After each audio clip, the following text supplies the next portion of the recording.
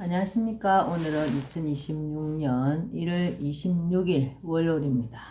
또 새로운 한 주가 시작이 됩니다. 오늘도 난세의 영웅 흑행령을 아십니까를 읽어보겠습니다. 제1장 무엇이 포퓰리즘인가? 포퓰리즘은 대중의 인기를 얻어 자신의 목적을 달성하기 위해 비현실적인 정책을 내세우는 대중영합주의이다.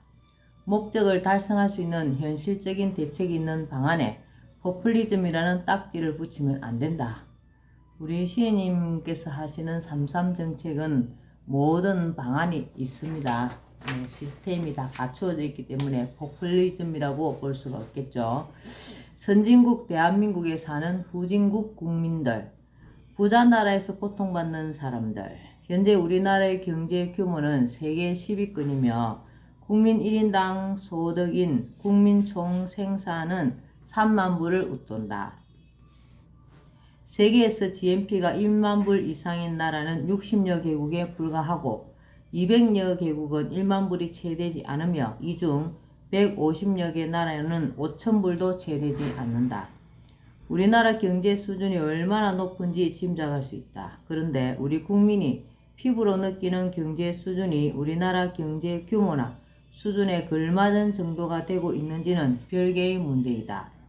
우리 국민이 느끼는 것과 우리 국가의 경제 규모 사이에 상당한 갭이 있는 것은 우리 국민이 더 잘 알고 있으리라 생각한다. 물론 일부 상류층에서는 국가 경제 수준의 선진국 수준으로 생활하는 사람들도 있다. 그러나 중산층이나 서민들이 느끼는 체감 경제 수준은 거기에 훨씬 못 미치는 것이 현실이다. 우리 경제 수준에 맞는 생활 정도라면 내 집에 살면서 걱정 없이 아이를 낳아 교육시키고 문화생활도 즐길 정도 여유가 있어야 한다. 빚 걱정, 노후 걱정을 할 필요가 없고 자녀들 결혼시키는 것도 아무런 부담이 되지 않아야 한다. 그런데 지금은 부부가 나서서 돈을 벌어도 카드값에 아이들 학원비며 아파트 관리비, 공과금 내기도 바쁘고 은행 빚이나 사채 갚는 돈까지 감당하느라 정신이 없다. 문화생활은커녕 일에 구속되어 마치 일하는 기계나 일의 노예처럼 사는 게 현재 우리 국민 대다수의 모습이다. 이러한 모습은 도저히 세계 경제 규모 10위국가 1인당 GNP 3만 불이 웃도는 나라에 사는 국민의 생활상이라고 할 수 없다.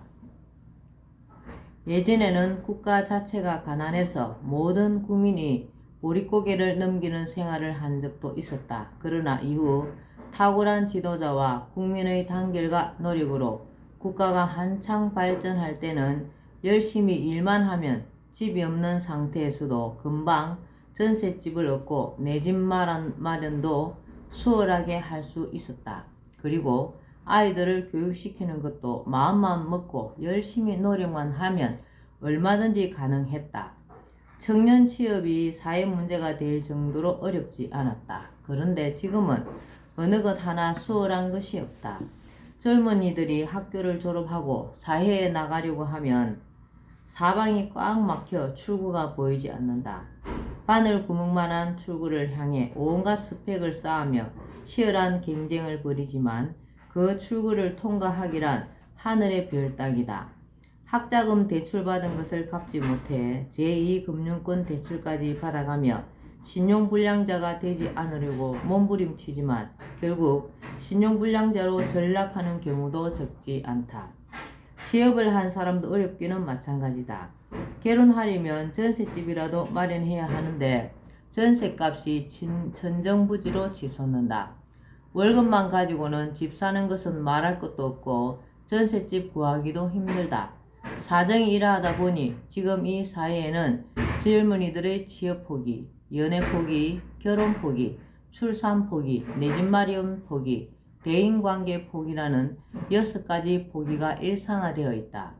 취업이 안 되니 연애나 결혼은 꿈도 꿀 수 없고 결혼이 안 되니 아이를 낳을 수도 없고 내 집 마련은 그야말로 그림의 떡이다. 직장을 얻고 결혼을 한 사람도 불확실한 미래와 먹고 살기 힘든 치열한 경쟁 사회에서 불안하기는 마찬가지이다. 아이 낳기가 급이나 단둘이 사는 부부가 부지기수다. 당장 육아에 드는 돈도 문제지만 아이가 행복하게 자라서 취업하고 결혼하고 잘 살 수 있을지 자신할 수도 없고 어느 것 하나 쉽지 않은 이 사회에 아이를 낳아 내보낸다는 자체가 무책임하게 느껴지기 때문이다. 거기에 맞벌이를 하지 않으면 가정 경제가 유지되기 힘든 사회 경제 구조나 변해버린 젊은이들의 의식도 아이 낳는 것을 꺼리게 되는 한 원인이다. 중장년은 중장년대로 힘이 들기는 마찬가지다. 중장년이 되어도 전셋집을 전전하거나 간신히 집을 마련한 사람도 집을 사면서 빚을 내지 않은 사람이 드물다. 은행빚 이자며 아이들 가회비, 대학 등록금을 마련하기 위해 부부가 밤낮으로 일을 하는 경우도 적지 않다. 그러니 부모가 연로하여도 부양은 엄두조차 낼 수 없는 것이 현실이다. 노년층도 마찬가지다. 젊은 시절 자식들 키우고 교육시키느라 집 한 칸 정도 외에는 편안히 노후를 보낼 만한 경제적 여력이 남아있지 않다. 노년에도 일을 하지 않으면 생계조차 막막한 지경에 처한 사람이 많다는 것은 현재 노년층의 취업률이 청년층을 앞지르고 있는 것만 보아도 알 수 있다. 이러한 사회 상황 속에서 근래에는 청장년들 사이에 성실하게 일하는 것만으로는 전셋집조차 구하기 힘들다는 인식 아래 한탕주의 심리가 팽배하여 빚을 내어서까지 무리하게 주식이나 가상화폐에 투자하여 큰 손해를 보고 빚더미에 앉은 사람들도 상당하다. 이 아이러니를 어떻게 볼 것인가? 부자 나라와 살기 힘든 국민, 나라는 부자인데 국민은 살기가 힘들답니다. 이 아이러니를 어떻게 봐야 할 것인가? 어떤 이는 사회가 변해서 이렇다. 사회 구조가 그러니 어쩔 수 없다는 식으로 말하기도 하지만 이것을 사회 변화, 사회 구조의 탓으로만 돌려서 될 것인가? 사회가 어떻게 변화될 것인지, 사회 구조가 어떻게 변동될 것인지를 국가 지도층이 미리 내다보고 대책을 세웠더라면 이런 고통스러운 현실을 얼마든지 면할 수 있지 않았겠는가? 그 많은 국가의 부가 한쪽으로만 쏠리는 것을 막고 국가 예산의 누수나 낭비 없이 알뜰살뜰 살림살이하며 부가 국민 전체에 골고루 나눠질 수 있도록 정책을 세우고 추진해 나갔더라면 이런 엄청난 부자 나라에서 돈 때문에 고통받고 허덕이는 국민이라는 아이러니는 얼마든지 피할 수 있지 않았겠는가. 내가 정치 혁명을 주장하고 정치인들을 질타하는 이유가 바로 여기에 있다. 모범, 답안, 처방은 없는가? 앞서도 언급하였지만 현재 우리나라는 국가적으로는 경제 대국이지만 빈부격차의 심화 속에서 국민들의 생활은 갈수록 어려워지고 정치, 경제, 사회, 교육, 안보 등 모든 면에서 해결해야 할 난제들이 첩첩이 쌓여 있다. 이러한 사항을 해결하기 위해서는 우선 정치가 바로 서야 한다. 문제의 대부분 원인이 정치이고 해법도 정치에 있다고 보기 때문이다. 따라서 정치가 바로 서지 않고는 여타의 문제들을 해결한다는 것은 거의 불가능하다고 본다. 예전에는 나라에 병고가 있거나 가뭄 같은 천재지변이 일어나면 국왕이 정치를 잘 못하기 때문에 하늘에서 벌을 내리는 것으로 보고 왕이 하늘에 제사를 지내며 석고대죄했다. 사실 지금 우리나라에 부자 나라, 힘든 국민이라는 아이러니가 생긴 것은 정치인들의 책임이 크다. 그러나 거기에 대하여 책임을 통감하는 정치인들이 있다는 이야기를 나는 아직 듣지 못했다. 정치의 혁명 수준의 대수술이 반드시 있어야 한다. 국회의원은 그 수를 과감히 줄이고 무보수 명예직으로 하며 보좌관 급여의 국고 지원도 중단하는 게 옳다고 본다. 후원금을 받는 제도도 없애야 한다고 보는데 그 이유는 그것이 부익부 빈익빈 현상을 심화시킨다고 보기 때문이다. 지자체 선거도 폐지하고 지방의원들 역시 애초 시작할 때처럼 무보수 명예직으로 환원시킬 필요가 있다고 생각한다. 그러한 자리는 명실공히 국민과 국가에 봉사하는 자리가 되어야 하며 봉사직일 때 진정으로 국민과 지역민을 위해 일할 사람이 나서게 된다고 본다. 한 해에 몇천만 원에서 억대에 이르기까지 많은 급여를 받을 수 있고 많은 특권과 혜택이 있다면 국민이나 지역민을 위하는 사람이 아니라 물질과 명예를 쫓는 사람이 그 자리에 갈 확률이 훨씬 높다고 본다. 국민은 안중에도 없고 당리당략에 따라 자신들의 이익 추구에 골몰하는 패거리 정치의 온상인 정당을 없애고 국회의원이 되고자 하는 사람들은 어디에 소속됨 없이 국민이나 지역민을 위해 소신껏 일할 수 있도록 해야 한다고 생각한다. 정치인들이 정당에 소속되는 한 정당의 방침에 따르지 않을 수 없고 결국 당리당략이 우선시되어 국민이나 지역민을 위해 무엇을 어떻게 하겠다든 애초의 소신은 지키기가 어렵기 때문이다. 이렇게 정치를 바꾸어 간다면 봉사정신이 투철한 사람들이 국민을 위해 일하게 되고 불필요하게 들어가던 예산이 줄어 민생을 위한 정책에 더 많은 예산을 투입할 수가 있다. 또 정당 정치를 없앰으로써 당파 싸움과 다를 바 없는 지긋지긋한 정쟁이 없어져 좌우 이념의 국민 분열과 대립이 종식되고 국가와 국민을 위한 법안 마련이나 정책 개발에 더욱 매진하여 민생을 비롯한 국가적 난제 해결에 집중할 수 있다. 정치는 나라 살림을 하는 것이다. 살림을 하는 데는 나라의 주인인 국민의 생활, 민생이 중심이 되어야 한다. 정치인들은 그 무엇보다도 민생 살리기에 집중해야 한다. 민생 살리기에 집중해야 한다. 민생이 날로 어려워지는 원인 중 하나는 부익부 빈익빈 현상이다. 국가는 선진국, 국민은 후진국이라는 아이러니가 생기게 되는 주요 원인이 빈부격차의 심화이다. 첨단 산업이 발달할수록 이러한 현상은 더욱 심해질 수 있다. 분배 제도의 대혁신이 필요하다. 가장 좋은 분배 제도는 재원 마련 정책들이 함께 추진되고 거의 모든 국민이 혜택을 받을 수 있는 국가혁명당의 국민배당금 방안과 같은 것이다. 무리 없이 전 국민을 중산층 이상으로 올려놓을 수 있고 경제를 더욱 발전시킬 수 있는 방안이기 때문이다.